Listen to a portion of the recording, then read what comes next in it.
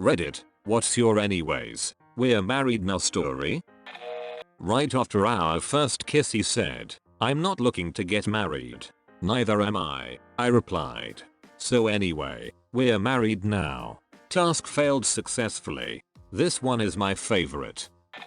He came to the door to borrow my sister's textbook. No one would answer the door, so I dragged myself out of bed and answered the door in nightgown and curlers. Hey, it was the early 80s, okay. He told me was there to see my sister. Without a word I nodded, turned around and screamed SISSSTURRR, turned back around, said family intercom system completely deadpan, and left him standing on the porch while I went back to bed. Married me anyway, 38 years on the 21st. I love this so much. Also, did you yell the word sister or your sister's name? Actually, sister's name. He told me later he just shuddered and thought Jesus, a junior sister's name. Sister isn't a very nice person, by the way. My dad threw a paper airplane at the back of my mom's head in college. She told him to grow up. Anyways, they've been married now for over 36 years. I'm willing to bet he still hasn't grown up though. College is where kids get to learn how to be adults. It's also their last real opportunity to act like a kid. I will never begrudge college students for acting immature, within limits, anyway. And a paper airplane to the head falls well inside those limits. Good on your dad, I say. I tripped and rolled down a hill, embarrassing myself in front of my girlfriend and her roommate. Anyways, the roommate and I are married now. You could say you fell for her. Co-worker's boyfriend's brother came up to stay with them. We have to have you out for dinner with him. You have a lot in common. He likes nerdy things too. You're not allowed to date him though. Definitely dated and married him. Co-worker and now brother-in-law broke up around the time we got engaged. He's better without her. Why would they say you're not allowed to date him? That's an old trick. As soon as you're told not to do something you instantly want to do it. They say love is the most powerful thing in the world, but they're wrong. It's spite. This is gold. I'll take it and use it for all social interactions from now on. Thanks. On our first date he tried showing off by drifting down a gravel road and tore through a ranch fence. Anyway, we're married now. Ah, so you married Jeremy Clarkson. Fun. My great-grandparents met because my great-grandfather was delivering the newspaper to my great-grandmother's house, and her brother, though he was trespassing and tried shooting at him, my great-grandmother felt bad and bought him lunch. They were together for over 75 years and lived a very happy life. Good thing your great-great-uncle wasn't a good shot. Took him 75 years before he finally mastered the gun. I met my husband when I got a new job at a grocery store, and the guy from the deli came up and yelled at me for hanging up on customers when I couldn't figure out the phone transfer process. He was that guy from the deli, and anyway we're married now. I literally dread when anyone calls my work and asks to be transferred. I rarely do it, and I don't think I've ever done it successfully. I give them the right number first and say, and now I'll try to transfer you. Call that number. If I accidentally hang up, pretty sure I hang up every time. This is me. I've been at my job a year and still don't know how to transfer someone, because it has only come up like 5 times. I also don't know other people's numbers in the office, because I never need to call them. So I just go let's see if this works. It has never worked. I had a cold and went on a date to an Irish pub. I was eating bangers and mash and had the urge to cough. I tried to keep my mouth shut, but just wound up spraying his face with gravy and mashed potatoes through my pursed lips. I was still coughing, so I took a sip of my drink to soothe my throat. It was beer. The bubbles tickled my throat more. I also spit that all over his face. He stared at me in disgusted horror as gravy, mashed potatoes and beer dripped down his face onto his shirt. I laughed and laughed and laughed, making my apologies sound very insincere. Anyways, we're married now. Thank goodness our booth had high backs, so only he suffered. Now that's a story you will be sharing with your grandchildren. That was hilarious. You should try vomiting on him. Trust me, it works. Grandma, not again. In 2nd grade, I was voted class favorite. Why was this ever a thing? Horrible idea for kids' self-esteem, along with a weird fella who I had trouble believing anyone even voted for, because he was quite reserved and bland.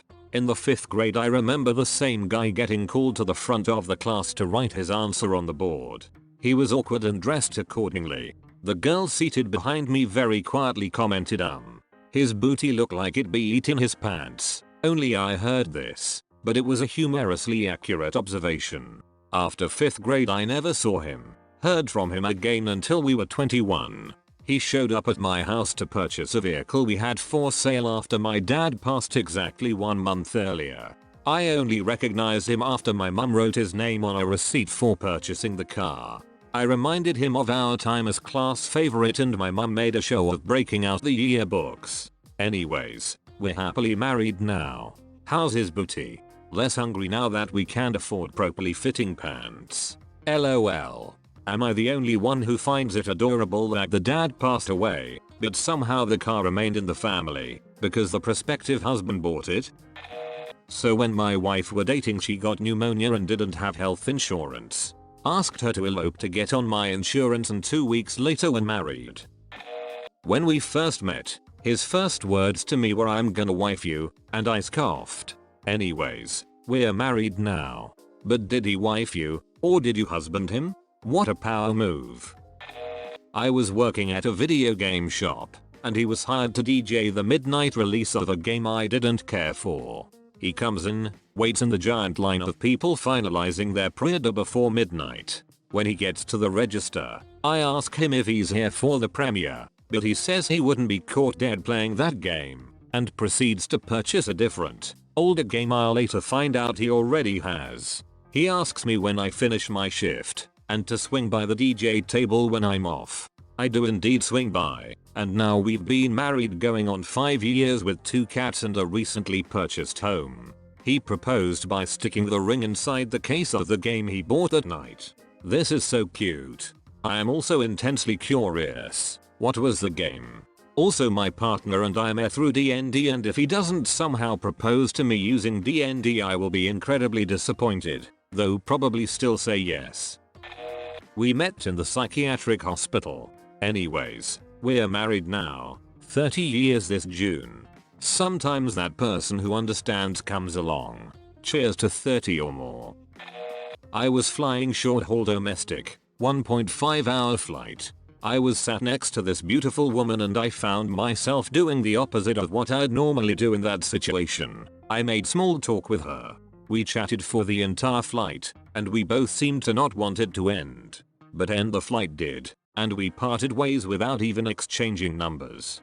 She was a visitor to the country and I expected never to see her again. A few weeks later, I'm boarding an international flight, and there she is, on the plane, about 10 rows in front of me. After takeoff, I ask the lady next to her if she'd like to swap seats with me, as I had an empty seat next to mine. She accepted. We spent a 12-hour flight chatting again, this time a lot more deeply. Anyways, one thing led to another and we got married less than 3 months later. Unfortunately, that's not the end of the story. She passed away less than a year after we were married. But that time we had together was perfect, every last second of it. I know it doesn't mean anything, but I'm so sorry to hear that, man. Your story was the most beautiful I've read on here and I'm heartbroken to hear what happened. On the bright side, it's also heartwarming to read that you cherish the time you had with her.